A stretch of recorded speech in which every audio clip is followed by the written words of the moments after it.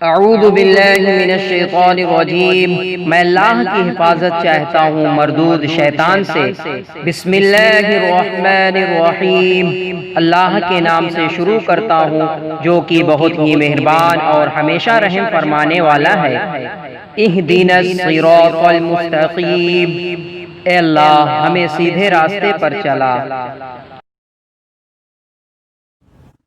السلام علیکم ناظرین، آپ کا پھر سے خیر مقدم الصلاۃ میں انشاءاللہ ہم درس حدیث کا 15واں دن مکمل کر لیں گے۔ اور اگر آپ ہمارے چینل میں نئے ہیں تو پلیز ہمارے چینل کو سبسکرائب کر لیں تاکہ ہمارے آنے والی تمام ویڈیوز کی اپڈیٹ آپ لوگوں تک پہنچتی رہیں۔ آئیے اب درس حدیث کی طرف چلتے ہیں۔ عفان بھائی، پچھلی حدیث جو ہم نے حدیث نمبر 7 کو متن ترجمہ کے ساتھ 4 ویڈیوز کے ذریعے سامعین کو پہنچایا، آج اس کی کچھ تشریح رہ گئی ہے۔ اس حدیث کے جو راوی ہیں عفان بھائی، حضرت ابو سفیان رضی اللہ تعالیٰ عنہ، ان کے بارے میں کچھ ضروری بات جان لیتے ہیں۔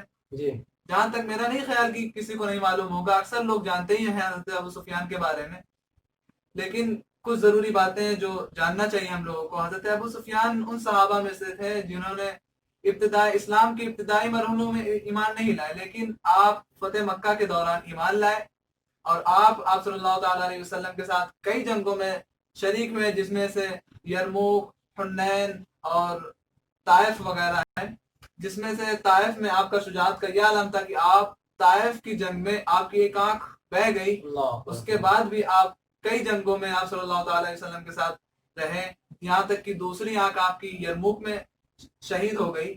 آئیے اب عفان بھائی، جیسا کہ ہم نے حدیث پاک میں پڑھا ہے کہ ہرقل کے بارے میں، تو ہرقل کے بارے میں کچھ بات ہو جائے اس پہ ذرا۔ بہت اچھا عارف بھائی، بہت اچھا آپ نے بتایا حضرت ابو سفیان کے بارے میں، جو کہ اس حدیث پاک کے راوی ہیں۔ اس کے بعد رسول اعظم صلی اللہ علیہ وسلم نے جو خط بھیجا تھا، ہرقل کا جو ذکر آتا ہے کہ آپ صلی اللہ علیہ وسلم نے حضرت دحیہ کلبی کے ذریعے اس بادشاہ کے پاس خط بھیجا کہ اس میں خط میں لکھا کہ آپ اسلام لائیے۔ تو جب اس کے پاس یہ خط پہنچا تو اس وقت یہ شام میں تھا، اور یہ ہرقل جو ہے یہ بادشاہ روم کا تھا، اور روم کے بادشاہ کو قیصر کہا جاتا ہے، تو اس کو بھی قیصر کہا جاتا ہے، اور اس نے کم سے کم 30 یا 31 سال حکومت کی ہے۔ اس کے بعد جب اس کے پاس وہ خط پہنچتا ہے تو اس کی تحقیق کے لیے وہ شام کے بازار میں اعلان کرواتا ہے کہ قبیلہ قریش اگر کوئی شخص آیا ہو تو اس کو میرے پاس لایا جائے۔ تو معلوم ہوتا ہے کہ ابو سفیان کا قافلہ آیا ہوا ہے تجارت کے لیے، تو ان کو بلایا جاتا ہے، اور وہ جب دربار میں پہنچتے ہیں تو بادشاہ جو ہرقل تھا وہ اپنے مترجم کو بلاتا ہے اور کہتا ہے کہ ان سے کہو کہ ان میں سے سب سے قریبی رشتہ دار اس شخص کے قریب کون ہے جو یہ دعویٰ کرتا ہے کہ میں نبی ہوں۔ تو لوگوں نے اشارہ کیا کہ ابو سفیان کی طرف، کیونکہ حضرت ابو سفیان کا جو نسب ہے رسول اعظم صلی اللہ علیہ وسلم کی چوتھی پشت پر جا کر ملتا ہے حضرت عبد مناف پر، یعنی رسول اعظم اور حضرت ابو سفیان کا حضرت عبد مناف پر جا کر نسب نامہ ملتا ہے، تو سب سے قریبی رشتے میں یہ تھے۔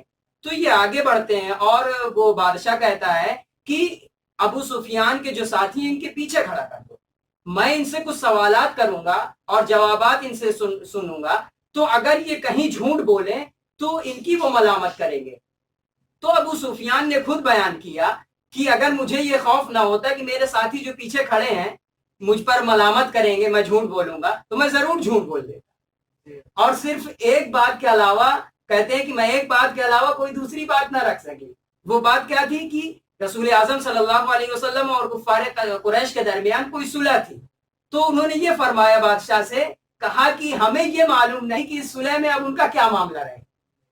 تو اس کے بعد بادشاہ سوالات کرنا شروع کرتا ہے، اور بادشاہ ایسے ایسے سوالات کرتا ہے جو ایک نبی ہونے کے لیے وہ نبی کی تصدیق کرتے ہیں۔ وہ حدیث پاک میں سوالات ہیں، اس کے جوابات بھی ہیں، میں ایک دو سوالات میں ذکر کرتا ہوں۔ جیسے کہ بادشاہ نے پوچھا تھا، ابو سفیان یہ بتائیے کیا اس کے ماننے والے جو لوگ ہیں کیا کمزور لوگ ہیں یا صاحب اقتدار لوگ ہیں؟ تو حضرت ابو سفیان نے جواب دیا کہ کمزور لوگ ہیں۔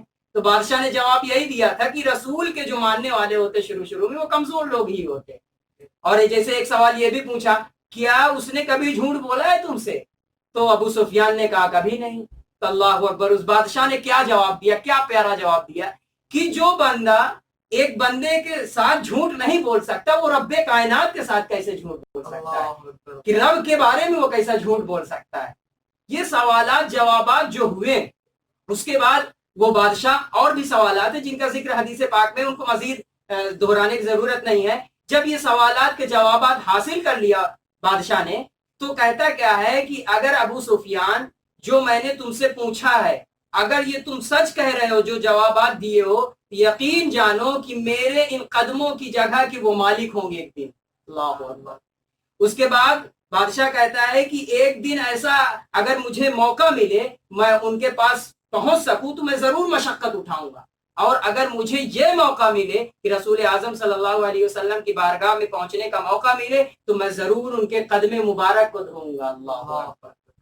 اس کے بعد بادشاہ جو ہے عارف بھائی اس خط کو اپنی دربار میں منگواتا ہے. اس کے بعد اس خط کو پڑھنا شروع کرتا ہے.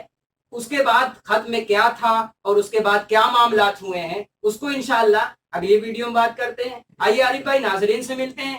انشاءاللہ آپ کو کچھ بات تو ضرور سمجھ میں آئی ہوگی. یہ خط کے پڑھنے سے پہلے کے کچھ معاملات تھے جو ہم نے پیش کیے. انشاءاللہ اب خط کے بعد والی باتیں کیا تھی، خط میں کیا بیان تھا، اس کے بعد اور کیا باتیں مزید ہم اگلی ویڈیو میں بیان کریں گے. انشاءاللہ اگلی ویڈیو میں ملیں گے. السلام علیکم ورحمۃ اللہ وبرکاتہ.